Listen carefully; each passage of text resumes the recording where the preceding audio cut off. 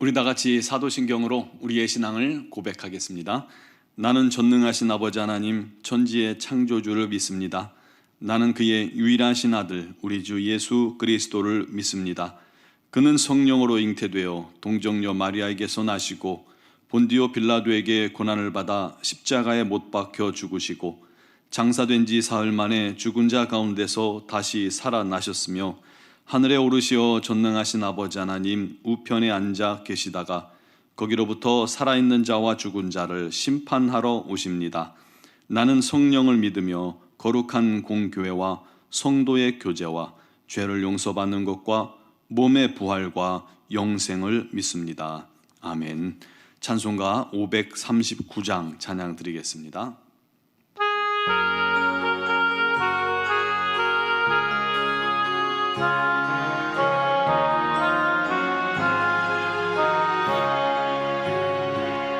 너 예수께 조용히 나가 내 모든 짐 내려놓고 주 십자가 사랑을 믿어 죄 사함을 너 받으라. 주 예수께 조용히 나가 내 마음을 쏟아놓으라. 늘은 미리 보시는 주님 그 은혜를 베푸시리. 주 예수의 은혜를 입어 내 슬픔이 없어지리. 내 이웃을 늘 사랑하여 너 받은 것 거저주라. 주 예수께 조용히 나가 내 마음을 쏟아놓으라. 늘은 미리 보시는 주님 그 은혜를 베푸시리. 주 예수를 친구로 삼아 늘 내 옆에 모시오라. 그 영원한 생명샘 물에 내 마른 목 죽이오라. 주 예수께 조용히 나가 내 마음을 쏟아놓으라. 늘은 미리 보시는 주님 그 은혜를 베푸시리. 너 주님과 사귀어 살면 새 생명이 넘치리라. 주 예수를 찾는 이 앞에 참 밝은 빛 비추어라. 주 예수께 조용히 나가 내 마음을 쏟아놓으라. 늘은 미리 보시는 주님 그 은혜를 베푸시리. 아멘. 오늘 우리에게 주신 하나님 말씀은 사무엘상 1장 9절에서 18절까지 말씀입니다. 제가 가진 성경으로 구약 408쪽입니다. 사무엘상 1장 9절에서 18절까지를 제가 봉독하겠습니다. 그들이 실로에서 먹고 마신 후에 한나가 일어나니 그때의 제사장 엘리는 여호와의 전 문설주 곁 의자에 앉아 있었더라. 한나가 마음이 괴로워서 여호와께 기도하고 통곡하며 소원하여 이르되 만군의 여호와여 만일 주의 여종의 고통을 돌보시고 나를 기억하사 주의 여종을 잊지 아니하시고 주의 여종에게 아들을 주시면 내가 그의 평생에 그를 여호와께 드리고 삭도를 그의 머리에 대지 아니하겠나이다. 그가 여호와 앞에 오래 기도하는 동안에 엘리가 그의 입을 주목한즉 한나가 속으로 말하며 입술만 움직이고 음성은 들리지 아니하므로 엘리는 그가 취한 줄로 생각한지라. 엘리가 그에게 이르되 내가 언제까지 취하여 있겠느냐 포도주를 끊으라 하니 한나가 대답하여 이르되 내 주여 그렇지 아니하나이다. 나는 마음이 슬픈 여자라. 포도주나 독주를 마신 것이 아니요 여호와 앞에 내 심정을 통한 것뿐이오니 당신의 여종을 악한 여자로 여기지 마옵소서. 내가 지금까지 말한 것은 나의 원통함과 격분됨이 많기 때문이니이다 하는지라. 엘리가 대답하여 이르되 평안히 가라. 이스라엘의 하나님이 내가 기도하여 구한 것을 허락하시기를 원하노라 하니 이르되 당신의 여종이 당신께 은혜 입기를 원하나이다 하고 가서 먹고 얼굴에 다시는 근심빛이 없더라. 아멘. 오늘 본문에 우리가 잘 아는 한나가 나옵니다. 이 한나라는 여인은 자식이 없었습니다. 우리나라도 과거에 자식이 없으면 소방맞는 그런 어려움들도 있었죠. 이 유대사에도 자식에 대한 그런 중요성은 변함없습니다. 그러니 얼마나 한이 될까요? 더 괴로운 건 이 남편에게 분인나라고 하는 또 다른 아내가 있는데 그녀에게는 자식이 있는 거예요. 물론 남편 엘가나는 한나를 더 사랑했습니다. 그래서 매년 실로에 가서 하나님께 제사를 드리는데 화목제는요 제물의 기름을 불에 태워 하나님께 드리고 제물의 가슴 부위 그리고 오른쪽 뒷다리는 제사장 몫으로 드리고 나머지는 제사하러 나온 사람에게 돌려줍니다. 그걸 다음날 그날 당일날 이웃들과 나누어서 다 먹도록 하는 것이 화목제입니다. 그 제물의 분깃을 한나에게는 주는데 2배를 주는 거예요. 남편이 나름대로 한나를 사랑하는 마음에 배려한 거예요. 더 많이 주고 내가 이만큼 당신을 귀히 여겨라고 한 건데 문체는 눈치가 없었던 거죠. 남자들이 눈치가 별로 없어요. 보는 데서 차별을 하니까 분인나는 또 분인나대로 속이 끓겠죠. 그러니 한나 속을 또 뒤집어 놓습니다. 그럼 이 한나는 또 화가 나가지고 울면서 먹지도 않는 거예요. 남편의 위로도 소용이 없습니다. 그게 하루 이틀이 아니니까 점점 심해지게 됩니다. 아이러니하게도 하나님께 나오면 기쁨과 감사가 충만해야 하잖아요. 그런데 한나는 늘 슬픔과 분노가 가득했던 겁니다.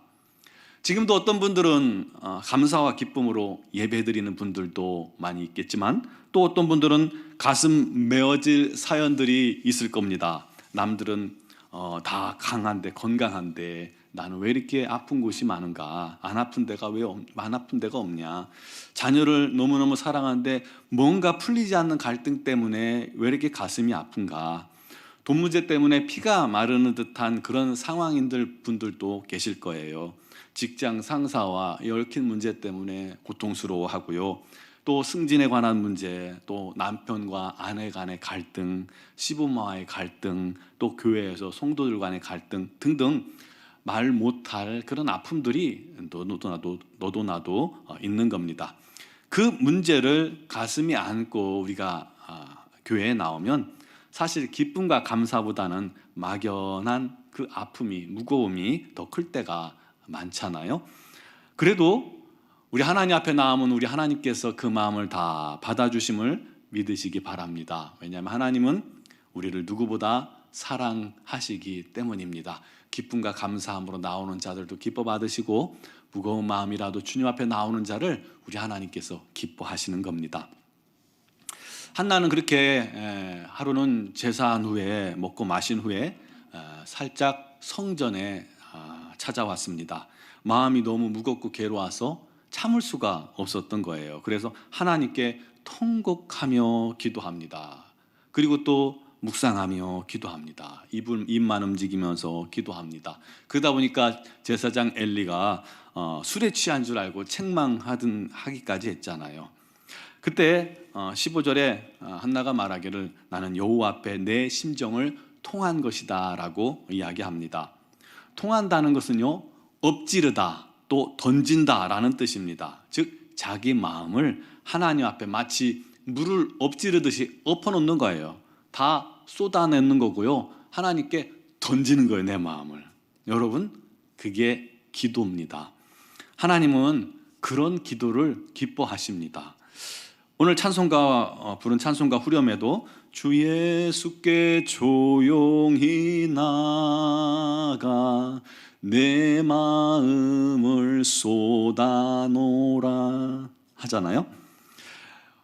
우리 아버지 앞이잖아요. 형식도 체면도 필요 없어요. 아버지 품에 안겨서 가슴이 뻥 뚫릴 때까지 우는 것, 그게 기도고요.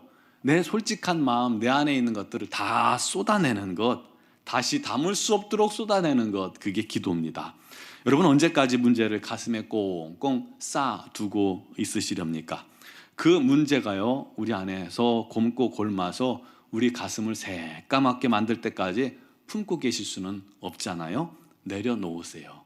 아버지께 내려놓으세요. 그러면 하나님께서 만져주시고 치료하시고 위로해 주시고 해결해 주실 줄 믿으시기 바랍니다.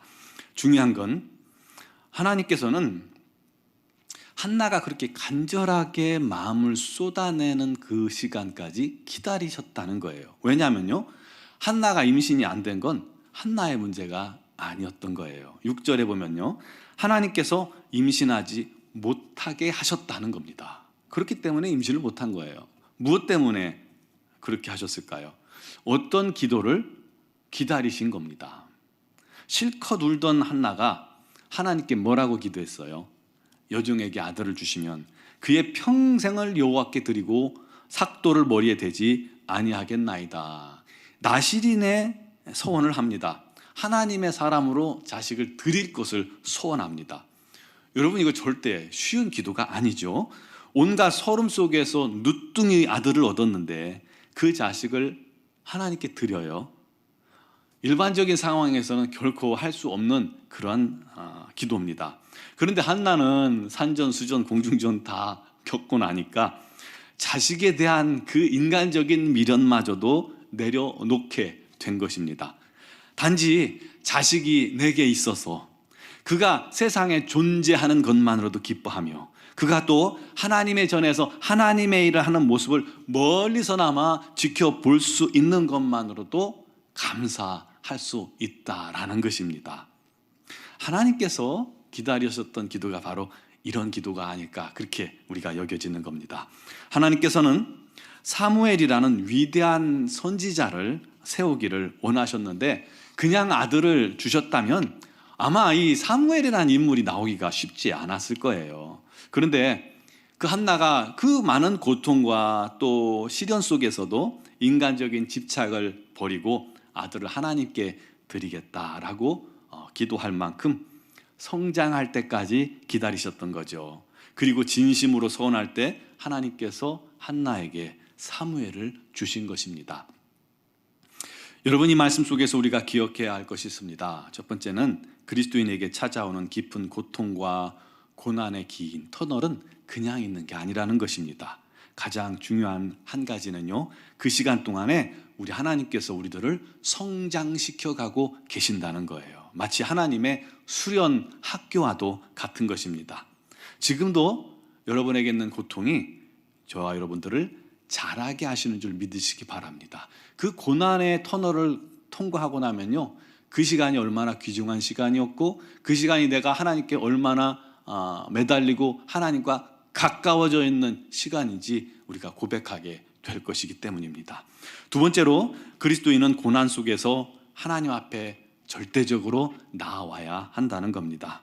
하나님 앞에 나와서 우리의 아픔과 간구와 기도의 제목을 엎질러 내야 됩니다. 던져버려야 합니다. 물을 쏟듯이 붓듯이 우리 하나님 앞에 쏟아내는 것 참 중요합니다. 세 번째로, 세상 고집과 집착을 버리고 하나님의 뜻이 오직 나를 통해서 이루어지게 해달라는 기도, 우리가 해야 할 기도입니다. 그것이 장성한 성도의 기도예요. 우리 하나님께서 저와 여러분에게도 그런 기도를 원하십니다. 어린아이와 같은 기도 말고요. 그때 이상하게 막혔던 것들이 뚫어지는 역사가 일어나는 겁니다. 그때 우리의 삶이 불행에서, 고통에서, 눈물에서 행복으로, 기쁨으로, 감사로 바뀌게 될 것입니다. 우리 모두 그렇게 고난 속에서도 하나님께 모든 것을 내려놓고 우리 하나님의 뜻을 이루기 위해 기도하는 장성한 그리스도인의 모습으로 자라가고, 그런 기도를 통해서 우리 하나님께 쓰임받는 그런 귀한 성도들이 되시기를 주님의 이름으로 축원합니다. 기도드리겠습니다.